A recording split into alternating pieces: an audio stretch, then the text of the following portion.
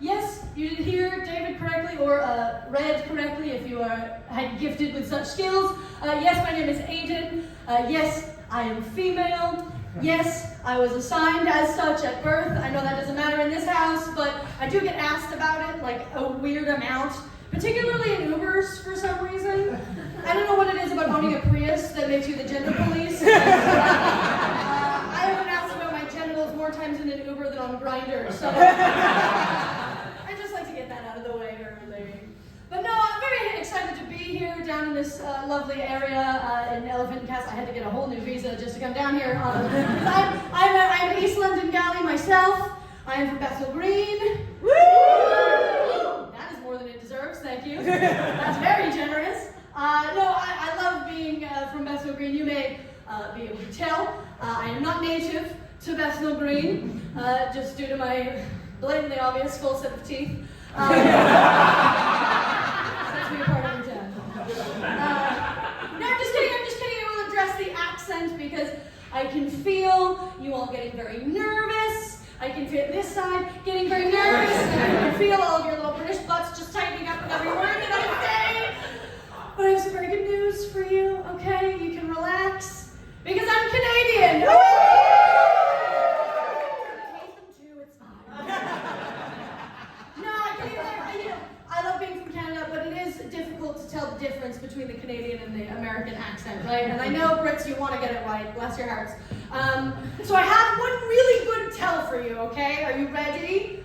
Great. The key difference between the American and the Canadian accent lies in the word sorry, right? Yes. And we can put that on, as an example here tonight, right? Because Canadians, we pronounce sorry with a big old rounded O, like sorry, right? And Americans never say the word because they have no manners. So that's so sorry. Yes. It's subtle, but if you listen, you'll hear it, I promise. Yes. Unless we're Southern. Unless you're Southern. Well, then you just say sorry, and it sounds patronizing, doesn't it? Yes, exactly, yes. Bless your heart. Bless your heart, which means, fuck you, cunt. Yes. Oh, I am well versed in cunts, don't worry, darling. Yes. No, but I love living in the UK now. I will say, it is a bit strange sometimes to live in your colonizer's country.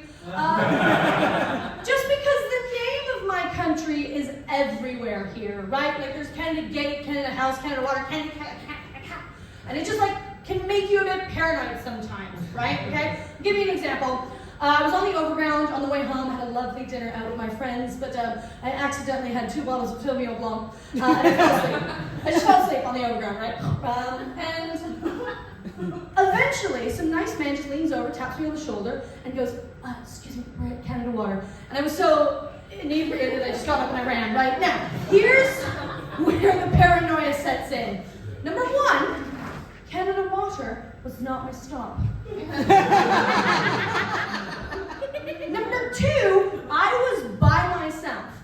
I didn't speak to anybody. He didn't hear my voice, at least not as far as I was concerned. So, why Canada Water? Of all places, right? So now, I am just wildly paranoid that I'm super patriotic in my sleep. Was I sitting there asleep on the overground and going, Canada, more maple syrup, please. Celine Dion should be on the money. My mom fucked Bryan Adams. I'm very worried about this, you guys. I'm very worried. No. But I love it. I will also answer the other burning question I'm sure you all have. And the answer is yes, this is my real hair. I know, it's nice, right? I love it. I do it every day, obviously. But the one downside, I do get a lot of questions about it, right? And it's the same questions every day. Like, how do you do it? Is it easy to maintain? Can I come in it? And it's like, oh. It's the same answers every time, right? Hairspray and a prayer. Easier than you probably think. Is the money on the dresser?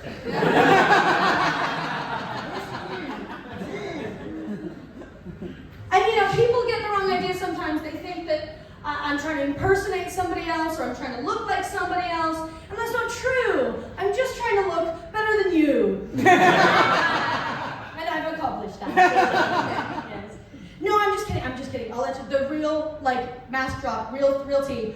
The whole reason I have chosen this particular aesthetic is purely so that I may remind old rich white men of their mothers, so that they may form an unhealthy attachment to me and then give me all their money, and then I may topple the patriarchy from the inside.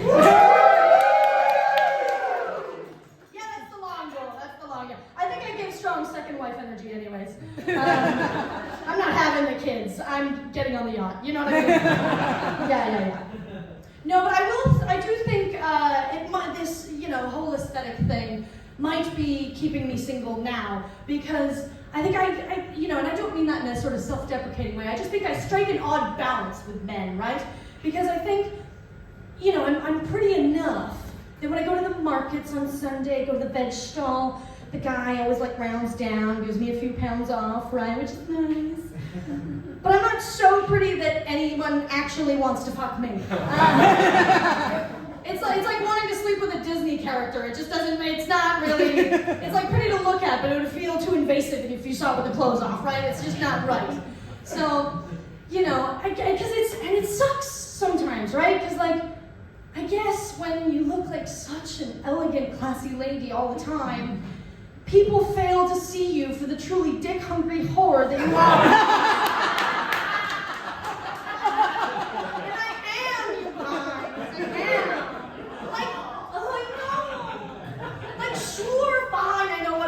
To use first in a really classy 7-course meal. But it doesn't mean I don't want to be bent over and fucked on the table after the meal.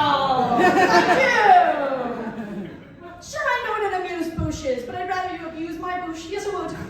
Yes, I would. My best friend's in the room. She knows that's not true. She knows I hate sucking dick. I'm over it. I don't like doing things that gays are better at than me. I don't like doing it. I'm over it. Speaking of the wonderful gay community, I think that's maybe another reason that I'm probably still single, is I participate in far too many gay activities. Woo! Yes! Yes, because, my social calendar revolves around things like musical theater, drag brunches, going to see the concerts of the living divas, right? Not places you find a lot of straight available men. Where were all the lads at the Cher concert? I don't understand. They weren't there. But I think the other thing I have most in common with gay men is an ever-growing disdain for straight women. We are the worst, and I apologize on the behalf. All right, we are the absolute worst. And because it's a particular breed of straight women, right? It's a particular breed of straight women that as soon as they meet a queer person, they say, "Oh my God, I'm basically a gay guy." Are you Becky, or do you just like Beyonce? Because guess what? Everyone likes Beyonce! I'm basically a gay guy. Are you, or have you just watched 7 episodes of Drag Race? Okay? Because I hate it. I think not only does that maybe, negate someone's experience as a queer person, but also, Becky, I highly doubt that you like dick as much as a gay guy. No, thank you. Right? Because listen, I love dick, think it's great, made some terrible life decisions around it, must be pretty good, yes? But I'll tell you what I haven't done. I have never left work on a 15-minute break to go suck dick in the alley. Okay? I have 3 gay friends of mine that have done that this week. And there is enough snickering in the second row right here to prove my point exactly. Okay? You guys have been lovely. I love you so much.